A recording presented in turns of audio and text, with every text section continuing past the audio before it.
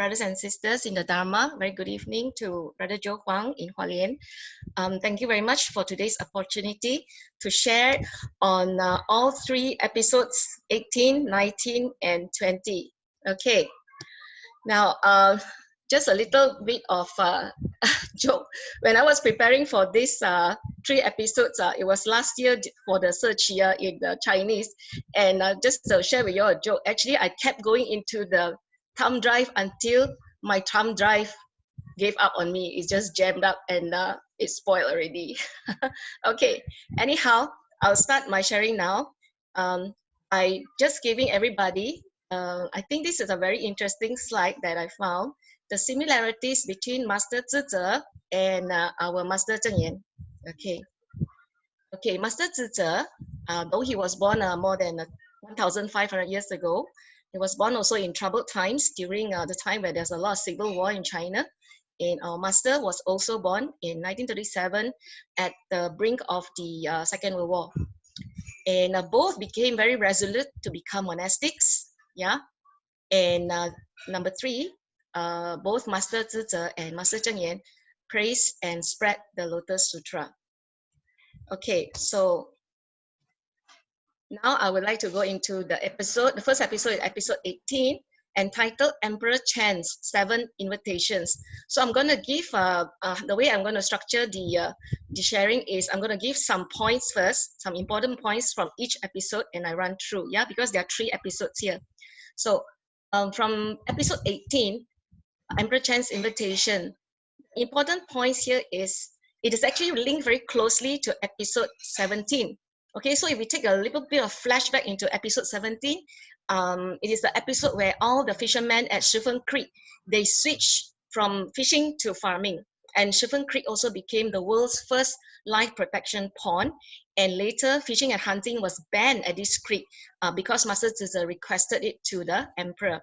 So in this episode, how did Master Zhizi transform this village? Yeah, we'll go through that a bit. Yeah? And how it links to episode 18. In episode 18, the key points here is the Emperor Chan. He's a young and romantic.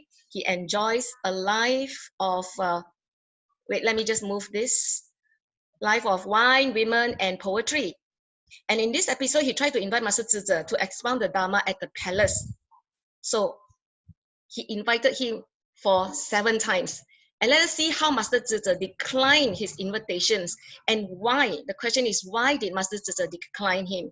All right, so these are the few key points. So I'm going to go through them now, right? So a little bit of flashback in episode 17 in Shifen Creek, yeah? To catch fish, the fishermen have to build dams. And because they built dams, this caused flooding every year. And due to the flood, it caused death.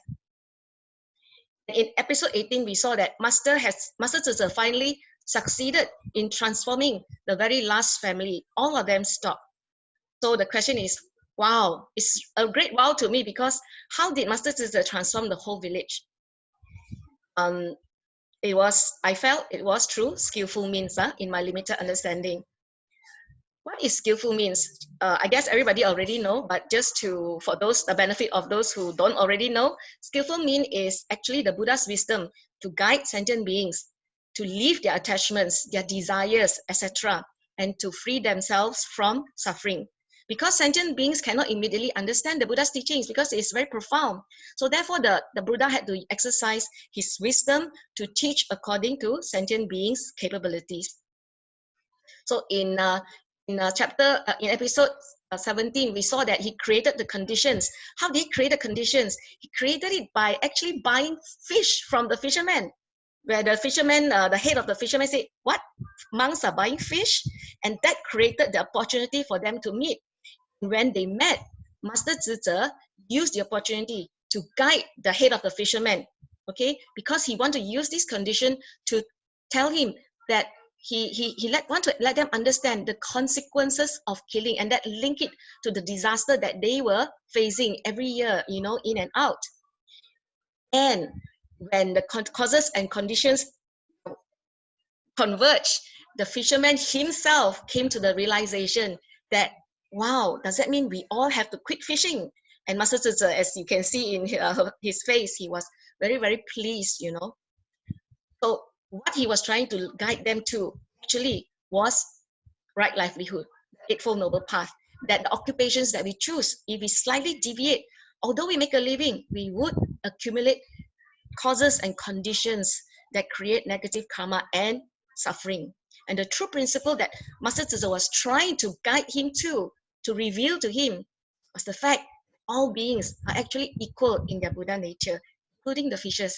All right, so we see how Master Tzu created, used skillful means, created all these conditions to guide the fishermen, right? Without which, I think the fishermen would still continue to live and perpetuate their karma, for generations to come. All right, but it's so amazing that the whole village transformed. Yeah. So let's come back to chapter 18. All right, chapter 18, Emperor Chen. Emperor Chen, he, during that time in the kingdom, they were enjoying a lot of prosperity, and Emperor Chen is, he's lost in his mindless enjoyment. Let's see what is his enjoyment. Yeah, these three things are his favorite things. He say, fine women, fine wine, and fine poems are the three beauties that I need in life.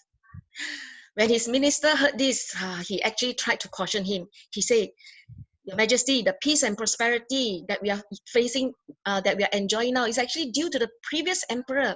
We must be vigilant because the Sui dynasty in the north, yeah, is getting stronger and stronger. To which, the emperor, his reply was, because he was drowning in the churning sea of desires, he couldn't see that. He said, don't worry, the Yangtze River will deter the northern troops. They can't come across. And to rally the public hearts, I just need to get the most revered Buddhist master to expound Dharma in Jingling, which is the capital. So this is how, the way he thinks, this is how he thinks, in a mind that is full of desires. So now a mind that is full of desires, master says, will cause, more and more ignorance to arise and thus create more and more causes and conditions for bad karma. All right.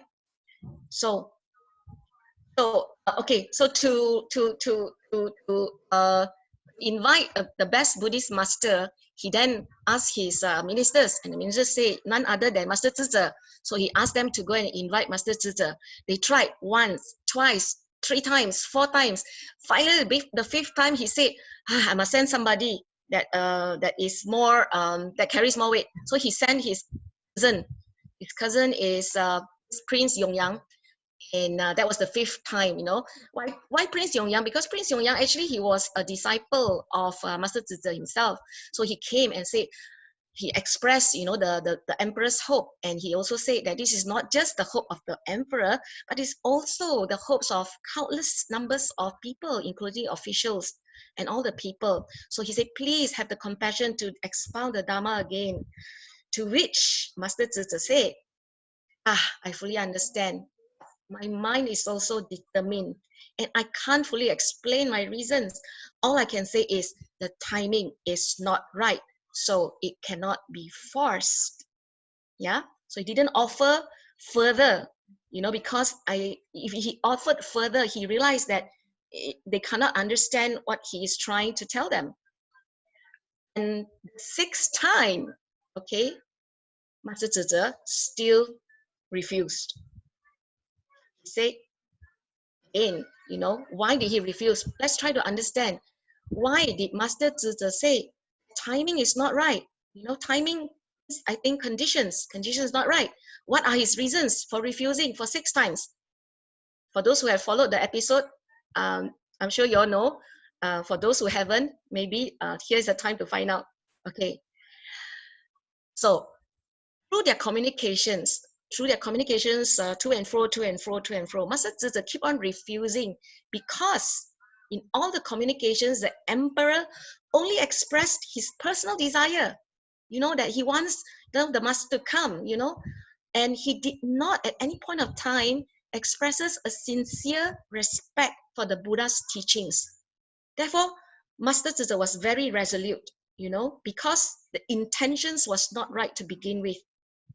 Master Tzu said, we must wait for the right time.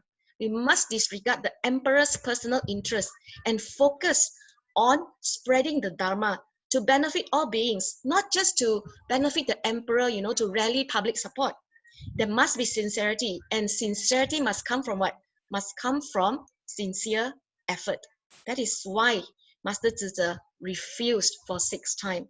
He was really very brave, because apparently in those days, if you refuse the emperor that many times, you're going to risk getting your head, chopped off. But, he was very resolute and he wasn't afraid. Okay, as you can recall, that's what the emperor said. He wanted to use the Dharma, to rally the public's hearts. If we all go back to Master Hui's advice to Master Zhi in the earlier episode, we all remember this very famous advice: not treat Buddha Dharma as a gift. Okay, it is not a gift to be exchanged at any point of time. It is a gift to benefit the wisdom life of sentient beings, and do not be the last bearer of the Dharma. So, therefore, Master Zhi held on to that, I believe. So, in episode 19, okay, let's see. Episode 19 is called Return to Jingling. So, as you look at this episode title, you know that finally he went back. Okay, now in this episode, again, the main points here are Emperor Chen admired the poems that was written by Master Zhi in declining all his 6 invitations. That's one of the reasons why his head didn't get chopped off, I think, And on the 7th invitation, Master Zhi finally agreed. So the question is, why did he agree? And in the year 585, Emperor Chen finally welcomed Master Zhi with a grand ceremony. And Master Zhi took the opportunity to teach Emperor Chen the way to be a good emperor. So let's find out what is the way. So from here, and again, let's see. Can the peace enjoyed by Chen Dynasty be maintained? Can Master Zhi truly be able to transmit the Dharma in Jingling? Okay, Master Zhi finally accepted the 7th invitation. He said, right time has come. So why? Why did he finally invite?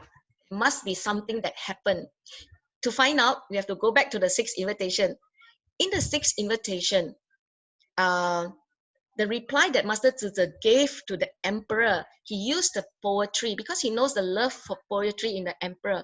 So he used the poetry, and then he used the analogy of the goose. He likens himself to the goose, that flies to the bamboo cage. The bamboo cage is referring to the capital of Jingling.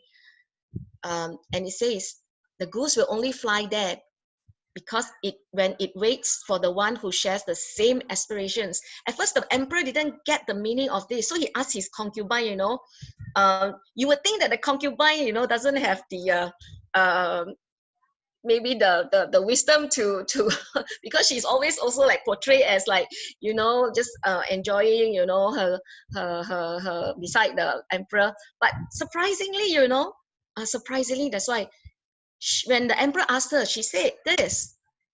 She said, what it means is, since the master follows the Buddha, could it mean that he wishes your majesty to show respect, the same respect to the Buddha?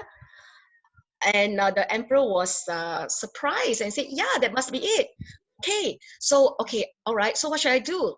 So he thought, all right, I shall cleanse my body and my mind, and I shall observe vegetarianism and make offerings to the triple gem.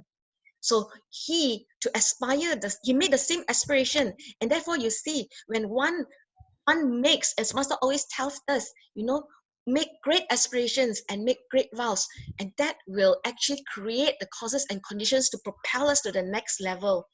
And since the emperor has made that aspiration, Master Zhi finally accepted 7th invitation, because he said, in the emperor's reply, in his poem, he said, there is respect for the Dharma, there is priority for the people, and the emperor that demonstrated a humble virtue. In fact, his disciple also say, yes, master, now the emperor looks like he's focused on spreading the Dharma to benefit everyone, instead of just forcing you to comply with his wish. That's what the Master Zhi has been waiting for. If we want to look deeper, I think it's very interesting. We shall look at the poem between the two of them. Okay, This is in the sixth invitation by the sixth reply, yeah, to the emperor by Master Zhizi. It says here, a lone goose has its aspiration of its own. It soars freely through the clear open sky. It waits for one who shares the same aspiration. Then it will sing and fly towards the bamboo cage. So this is where the concubine started to think, and gave the answer to the emperor. So of which this is the emperor's reply that finally convinced Master Zhizi to return to Jingling. The emperor said, the bamboo cage can be transformed into a temple that spreads the Dharma. As the goose flies to Jingling, the people will enjoy peace and happiness. From a palace of emptiness and stillness, a gentle breeze begins to blow. With sincerity, one waits for the goose to sing and fly. I'm very touched by this poem, actually, because it shows that the emperor has starting to calm down his mind. I think it's because of the vows and aspiration that he made. When in his stillness, in his mind that is not cluttered with desires, a gentle breeze, a gentle breeze of great love starts to blow, and he then can think about other people, and he sincerely wants his people to enjoy peace and happiness, which he thinks can be gained from the Dharma. So therefore, you can see, instead of desires, he has a real sincerity to want to benefit others. So as we come back a little bit to the Lotus Sutra chapter 2 that Master in the reruns recently, Master has said, before we speak, there are 3 requirements to fulfill. Firstly is the person, second is the time, thirdly is the place. The person here refers to capability, the capability as in what we talk about always, the small, medium, and great capabilities. What can the person understand? Time and place here refers to the condition. Even if it's the right person, you have the right capability, is it the right time and right place to speak, to say it? Because according to Master, in the minds of ordinary beings, there are 84,000 afflictions, all caused by past karma. Because there are 84,000 afflictions, 84,000 Dharma doors to treat every affliction. How can we treat? We must first understand the capability of the afflicted ones. Then we will use the right medicine. There are 3 things that we must first do. First, Master always remind us, we must create good affinity. We must build it first, because sometimes we may not have affinity to speak. The person may not like us to begin with, so we must first create a good affinity. Next, we must always believe and respect everyone has the Buddha nature. Finally, the conditions are suitable. We'll try to use analogies to guide and teach. So I believe this everything that Master have given out here, I can just replicate, into the Master Zhizi episode just now, of how. That's why I say it's so interesting.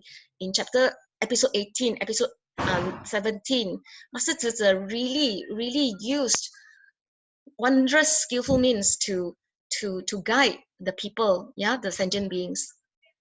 And this reminds me somehow of the 4 great vows that we make, that Master has taught us to make. That living beings are incalculable, and we vow to deliver them all. Afflictions are infinite. I vow to eliminate them all. Dharma doors are innumerable. I vow to master them all. Buddhahood is supreme. I vow to attain it. Why do we deliver living beings that are incalculable? Because Master says, if we don't enter the masses to face living beings, how will we know that we still have those afflictions that haven't been eliminated? Because every living being is actually a reflection of our own inner mind. So the incalculable living beings are not just living beings outside of us. They are the hell beings in our mind, the asuras in our minds. They are the heavenly beings in our mind. They are the ghosts, hungry ghosts in our minds as well. And if our minds have this 84,000 types of affliction. How can we ever possibly deliver ourselves and other living beings? That is why, to me, vowing to eliminate my afflictions is what I want to do in this lifetime. And because there are so many living beings and they all have different propensities, dispositions, and spiritual capacities according to Master, therefore, we must enter the Masters. We must understand the living being right before us, understand the living being within us, and use the most appropriate ways, methods, or Dharma doors to guide them or guide ourselves. And because Buddhahood is our final goal, we must definitely emulate the Buddha and learn his way. Before I joined Tzu Chi, when I was still practicing in the small vehicle, I never thought Buddhahood was something so far away from me. It was just somebody, I learned Buddhism to become a better person. But after I joined Tzu Chi, one day when I heard Sister Echo say, what is the point of learning Buddhism if it's not to become a Buddha? That sentence struck me so hard. I said, oh my gosh, I had never, ever thought about it like that before. And that one sentence itself is really transformed and woke me up and say, yes, I truly believe I have the Buddha nature, and no matter how far or no matter how long this journey is going to take, that is my final destination. Therefore, I must cherish my physical human body now to do all this, especially to eliminate my afflictions. Next, we must understand this is a wondrous path, the one vehicle that Master has paved for all of us, that is in line with what the Buddha has done over 2,000 years ago. Buddha has taught skillful means for 42 years, and 7 years before his parinirvana, he taught the one true vehicle, which is the Bodhisattva teachings, which, Master is teaching us, which was his original intent. Similarly, Master Cheng Yen, for the first 43 years, Master has focused on skillful means for sentient beings. And for the past 10, 11 years, Master has emphasized for Buddhism by expounding the Lotus Sutra.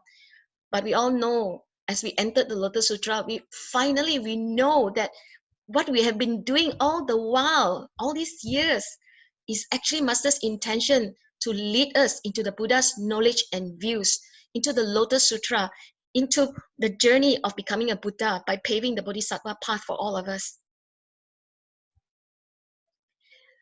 This is what Master's deep wisdom, she created the innumerable Dharma doors for so many sentient beings around the world, in so many countries, millions of people, through 4 missions, 8 footsteps, all these. And within all these they're all little Dharma doors, little Dharma doors that is to open up to receive all the sentient beings to come in. It is amazing because one mission, there are so many other Dharma doors, which is truly astounding and inconceivable sometimes to me, because all these Dharma doors are actually to guide us to discover our Buddha nature. And that is the wondrousness of Master's wisdom. So finally, coming back to chapter 19, Emperor Chen finally welcomes Master Zizhe to Jingling. And Master Zizhe the opportunity to tell Emperor Chen the true way of an emperor, which is share the way of the Buddha and the way of an emperor share the same principle. And what is it? It's all in the mind. All the chaos in the world that comes from fighting, wars, conflicts, competition, comparison, invasions, that causes people to suffer and not be able to live in peace, all of them lies in people's mind.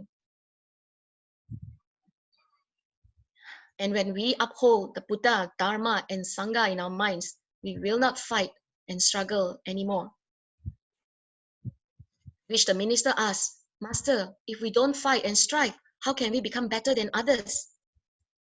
Master Zizhe said, spiritual practitioners also strive. We strive for the purity of mind, because the power of the mind is immeasurable. Therefore, we should not let short-term benefits to ruin our spiritual capabilities developed over so many lifetimes. I find this really very, very a great reminder, because many times we are faced with situations, in our dealings with, in city, or dealings in our family, in business, or in city, that a lot of times there are obstacles that come our way that, will entice us, or we may, create, the fire may burn, the fire ignorance may start to burn us all over again, and I think this is a good reminder. Do not let the short-term benefits or whatnot to ruin our spiritual capabilities, because this has been developed over many, many lifetimes. You must remember episode 4, when Master Tzu was still very young, when they were escaping the war, he went to this temple, and the monk, who was very, very peaceful despite, all the things that was going on, he said, while you are fleeing from enemies, I'm escaping from the cycle of rebirth. So this is the focus of the monk. And I think this, our direction should be focused that we are on the journey to achieve Buddhahood. As Master says, when our mind can converge with the path, we will not give rise to discursive thoughts. We will feel stable, happy, and will always be tranquil and wondrous. Worldly matters and interpersonal disputes will no longer affect our minds. The path here refers, in my limited understanding, to the straight, broad, direct Bodhi path, which is our pure heart, our pure mind, our straightforward mind. Now we come to episode 20, which is the words of the Lotus Sutra, Donglin Temple Affinity, and the fall of the Chen Dynasty. Okay, very quickly, main points here are, in year 587, Master Tzu becomes the state preceptor of the Chen Dynasty, and he expounds the words and phrases of Lotus Sutra at the Guangzai Temple. In year 589, the northern Sui Emperor Yongyang attacked Chen Dynasty, and at that time, Master Tzu also had a very strange dream, which he came to a temple that he had never seen before. And at that same year, the Sui troops invaded Chen Kingdom, and Master Tzu was forced to flee for his safety. But he first wanted to stop at his hometown of Jingzhou. Why? Why did he want to do that? Okay, so what is the affinity for Master Tzu now? So we look at this very quickly. 587, Master Tzu became the state preceptor, and this Guangzai temple actually is rebuilt from Emperor Wu. Remember, Emperor Wu was the time when Master Tzu was still young, Emperor Wu's old residence, and it is a place where the Lotus Sutra was also spread. Therefore, Master Tzu was very happy to be able, that's why he wanted to expound the Lotus Sutra here. Let's see. In 589, so very short period within, the prince was actually, the northern prince was actually planning to attack the Chen Dynasty. And on one night, Master Tzu had a very mysterious dream. Now in this dream, he met an old man in the temple, and he asked, "Oh man, what's the name of this temple?" The old man didn't say anything. He just said this: protect the statue of Tao Kan. So what is the statue of Tao Kan? Fortunately, the same night, the troops of Northern Sui already invaded Chen. And here, Master's disciple came to report and advised him to flee. So we can see that Master Tzu was lamenting the same tragedy, wars, and chaos keep repeating, as if we are seeing the era of degeneration in the Buddhist scriptures right in front of us, happening right in front of us. Regardless of who the emperor is, regardless of the time, the name of the dynasty, the suffering of the people remains, because they have not awakened themselves. Therefore, they keep creating the causes and conditions to create karma. As we can see, Master Tzu, in the Liang dynasty, he was born. And the Chen dynasty came and overtook the Liang dynasty, and he became the preceptor in the Chen dynasty. Then after that, now the Sui dynasty is taking over the Chen dynasty, and later he also became the state preceptor. So we can see the cycle, the cyclic existence keep repeating itself if we do not make the vows and awaken ourselves and go to the next level. Because Master says, from past lives, we bring these habitual tendencies with us. Then in this life, we become even more deeply immersed in the 5 desires, becoming so deluded that we cannot be awakened. Therefore, we cannot accept or uphold the right Dharma. Thus, we have no ability to give up our bad habits. That's why I always come back to the Bodhisattva vow. Master, we make every day, afflictions are endless. I vow to eliminate them all. And if we look at episode 20, in 8587, Master Tzu just became the state preceptor. And in just less than 2 years, Chen dynasty is annihilated. We can see emperor in his, when the time came that he wanted to practice, to learn the Dharma, his kingdom is no more, all right? Because he didn't take heed to good advice, and because he was drowning in the sea of desires. That's why Master always say, as we cultivate blessing, we must cultivate wisdom at the same time. And in this episode, captured very wonderfully by our sister Xiaoqing, it is because it's rare to be born human and to hear the Dharma. Once the time passes, when the time passes, it means the conditions have passed. It will never come back again. And if we let the Dharma pass in that time and space, it is so tough to encounter it again. Therefore, Master always remind us, we must seize every moment. We must believe and faithfully walk the great direct path. Because if not, our regret is a lifetime punishment. And how rare is it to be born as human and to hear the Dharma? It is as rare as the Udumbara flower. It is also as rare as the analogy that Master gave us, about the Buddha, about the blind turtle. Yeah, I'm sure all of you know this very famous parable. Therefore, we must always cherish infinity, learn and to practice the Buddha Dharma. Because in different time, different space, conditions will never ever be the same again. So to end my sharing today, maybe a little bit of contemplation, since it's a bonus time, okay? Perhaps we can contemplate our experience. In your experience thus far, how have you applied skillful means in guiding people to accept true principles or to walk the right path? I'm sure there's so much that I can learn from all the brothers and sisters here. And also this is what I hope to learn. Since we are able to meet a great teacher and the Buddha Dharma is so hard to meet, how would you cherish your affinity with Master Cheng Yen? And with that, I would like to end my sharing today. Cảm ơn very much. Cảm ơn. Over to you, Brother Joe.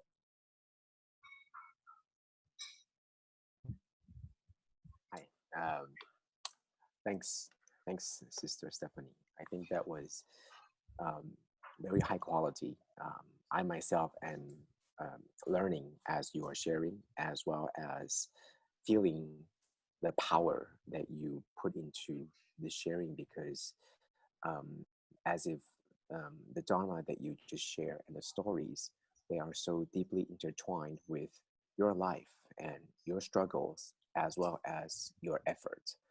And I can feel every bit of your energy and your belief and your faith in it. So for that I'm also touched. For that I can feel it in your voice, and I can feel it in the way that you're expressing. Even though you speak very fast because you wanted to jam 3 episodes into 30 minutes. Right. And I was looking at the time. Yeah, I know. I think at the time, I think you were at the 20-minute mark. I think you were at 33 slides. So I was thinking it's about 60% time, and you have 50 some slides. So about 30 slides is about right. But at that time, you hit the 3 vows. And when you hit the 3 vows, that's when your emotion, your feelings take over. Because at that time, you were not just telling a story. You are telling your story. You are telling you. So Mm. from that point on, time becomes not essential in that we are hearing you, and I think that is very valuable. And that's when I really felt that power. Mm. Not to say that the first 20 minutes weren't powerful. No, that's not what I meant. But It's okay. yeah, but truly, I felt it. So to recap, what your recap, to recap this, I had two things that I wanted to share here. So today, through the 3 episodes, we actually hear the stories of the Chen Dynasty, especially the emperor, and I wanted to bring into perspective of the main theme that we're seeing here, and it's the word transformation. So at first, it was a transformation of the fisherman, and then it was a transformation of the emperor. Yes. And I am looking at 2 extremes. One is a very common folk, and the Yes. other is the highest of the highest in the kingdom. Yes. One is someone who is trying to live a peaceful life. The other one is having an opulent life where everything is in abundance, and Yes. they value different things. Yes. So one is just trying to live a life. One is trying to just fish. They're trying to find a way to keep the family fed. And the Yes. other one is having everything, but is Yes. desiring the 3 things, right? There's fine women, Fine fine wine, wine, and fine fine poetry. poetry. Yeah. So you can Yeah. see these are complete extreme opposite. One Yeah. doesn't know much. All they are trying to do is to keep their life afloat in this sea of life, of many things, and they're so easily could be flooded. Or the flood actually happened because of the dam, but it could Yes. also symbolize that they are in no control of their lives. Mm. They have to make a living, and they don't know how. On the other hand, you have someone who has every opportunity to learn, every opportunity to cultivate, every opportunity, and all the greatest teachers for them to learn and cultivate, to practice, and to be able to excel in helping the people. So on both of these extremes, they face the same problem: Yes. transformation. And Yes. without wisdom, they Yes. would not know to transform. But with wisdom, someone comes along Yes. and try to help them to transform. Now they face the same problem, because whether you are the lowest of the lowest or you are the highest of the highest, the transformation, the key to the transformation isn't just skillful means. The skillful means that we talked about, it's just something that triggers you, making Yes. you Yes. want to continue. Because if you didn't want to do it, it doesn't matter how skillful I am. Yeah.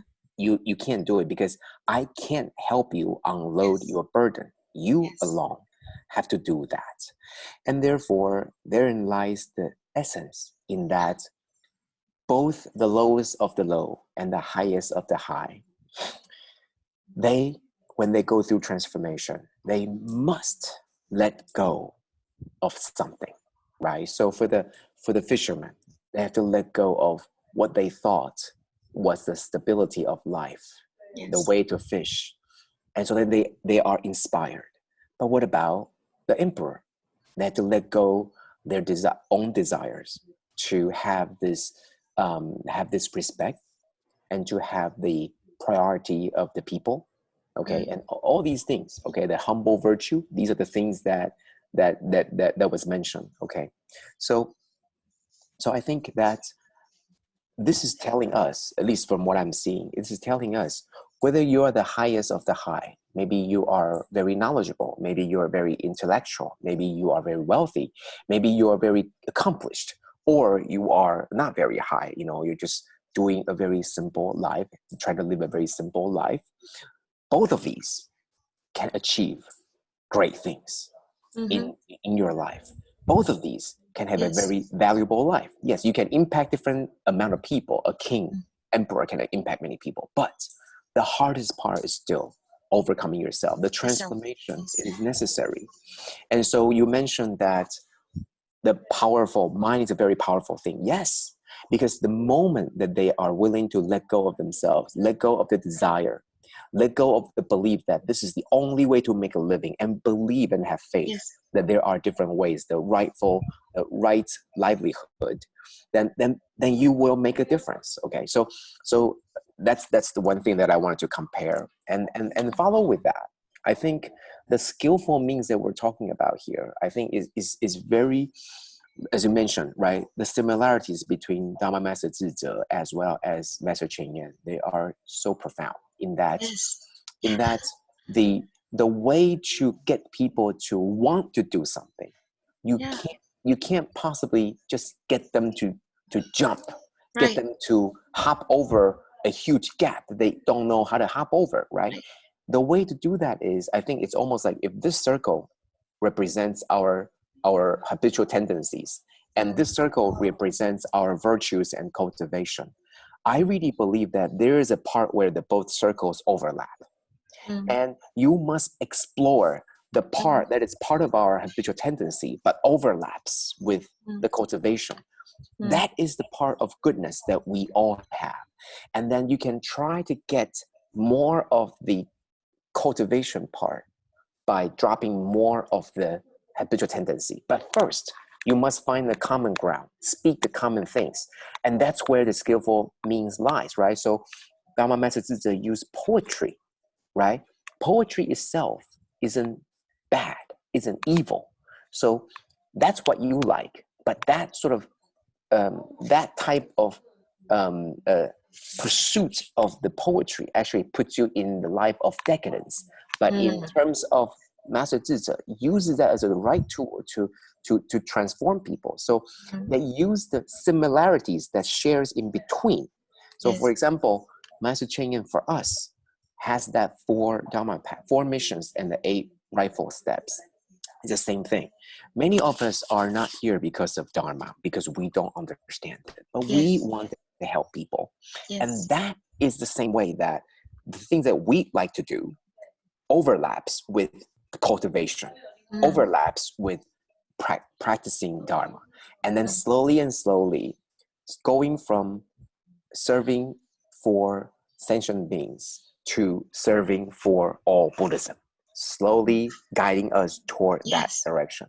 And I think that is what it's sort of a skillful mean, but it's sort of the starting point. The first step is always where you overlap, and then you slowly guide and push and pull toward the other direction. Okay, so I think that that's something that I felt, the 2 extreme cases and the meaning of the skillful mean. And the last thing that I want to talk about was something that you that was very important towards the end, where we also see that even with the emperor already showed the utmost sincerity, whether it was, make believe or whatnot, but at least the change of attitude and the change of behavior is something that we can see.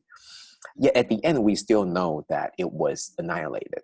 The dynasty was gone. The kingdom was gone because of the Northern Sui. So we know that sometimes, as Master had mentioned, that it's just running out of time. Even if you're so sincere, even if you are so willing, it is possible that the time would not be enough. And how would you know if you have enough time? The answer is collective karma. And it is the karma of the collective all. Okay, so I really believe that, yes, the emperor has much authority and power to change and to guide, but it is also the collective karma of the people that even when the emperor himself had turned, it wasn't enough to change the destiny of the people, that the dynasty still perished. And I think that's what Master is saying right now. It's not enough that Master herself is pushing so hard for all of us to change. And it is not enough that we in Tzu Chi have already begun changing. For example, observing the vegetarian diet. It's not enough.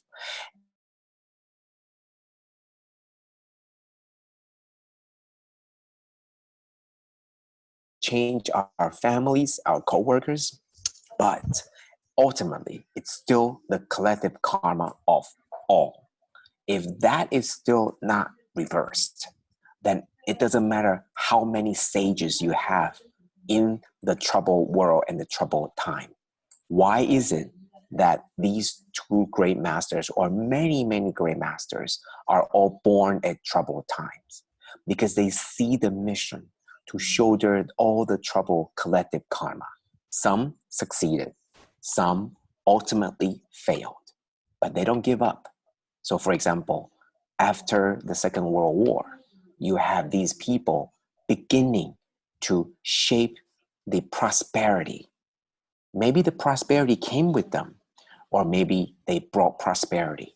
But whatever it is, we are also seeing the end of this prosperity. Now, what can we do? That is why Master always says, we're running out of time. Because it wasn't the job and the responsibility of one. These people, our job, everybody, our job is to try to transform everyone, because otherwise it will not be in time. Just like the Chen dynasty, even if the emperor has turned, it still could not avert the collective karma that is shared by all the people. So that is how heavy the burden of karma is. And I believe that Master had felt it. She felt it, and she's shouldering up. You can imagine that the burden on her shoulder. And she had once said that she's growing old. The burden on her shoulder is so heavy that she couldn't even lift up her head to look where she's going. All she knows is, I need to keep on going, to keep on shouldering this collective karma. What we can do is to really intake this. And I see that SisStephanie has done so wonderfully in integrating all these different pieces, whether it's from different episodes, or if it's from Wisdom at Dawn, or it's from other places. Everywhere I see that you have integrated all these things so seamlessly, and most importantly, the Dharma is into your mind and heart. And I hope that with that we could move more people to really feel the same way and to practice the same way. Because I think at the end of the day, we all have to shoulder this collective karma, whether with our wisdom or whether with our physical life. And I think we're all sharing that burden. No one can run away from it. And if we have the wisdom, we will lift up this burden. Otherwise, we will have to lift it with our body, or we will be squashed by this karma. Either way, it's coming. How can we do? What can we do about it? And that's what Master is talking about. It's calling out to everybody. So thanks to SisStephanie. I think it has been wonderful. Great feelings, emotions. It's truly is very genuine. I can feel that genuine feelings from you. So thank you. And I hope everybody enjoyed it or enlightened by it as I did. Thank you. Thank you. Thank so much, Brother Joe. Thank for your wondrous insights. Thank you so much. Thank you.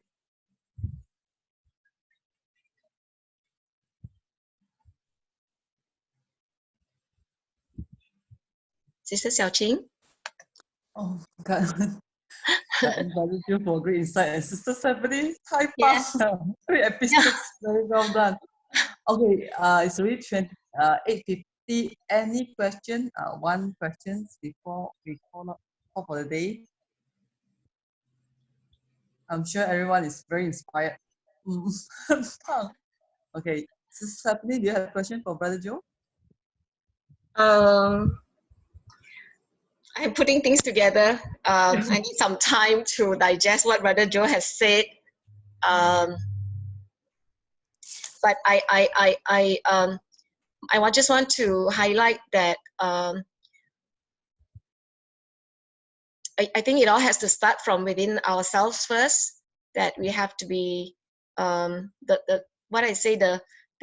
countless, the numerous living beings, the 84,000 types of beings, the 84,000 types of afflictions, that is within us. That is within us. The numerous, the innumerable people that we're trying to get across. We ourselves have to get across first. We have to deliver ourselves first. So yeah, that would be what I would want to focus on. Yeah, while I deliver other people, that is also very important. Yeah. Yeah. I lastly, I want to share this with you. If you can read it, this is my notes, and this is what it says. Maybe it's reversed, but it's called "Living Beings Within Us." As you are mentioned, I put 2 stars on it.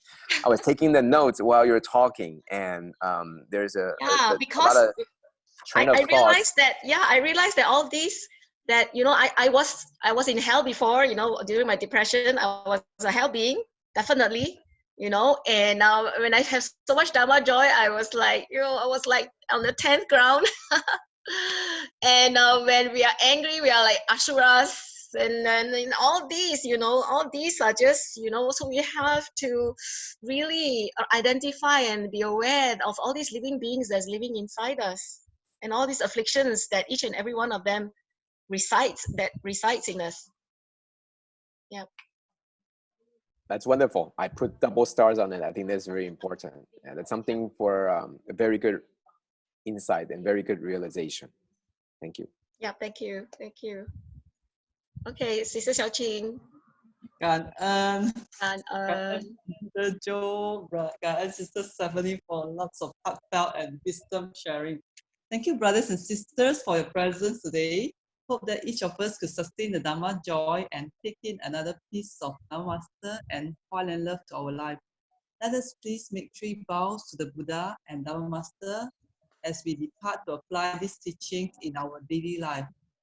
Let us pay our respects to our teachers of life universal truth. Comes together. First vow. Second vow. Third vow. 感恩 all 菩萨, we see each other tomorrow. 感恩 Brother Joe, bye-bye. Everybody, brother and sisters, bye-bye. See each other tomorrow. Okay. Bye-bye.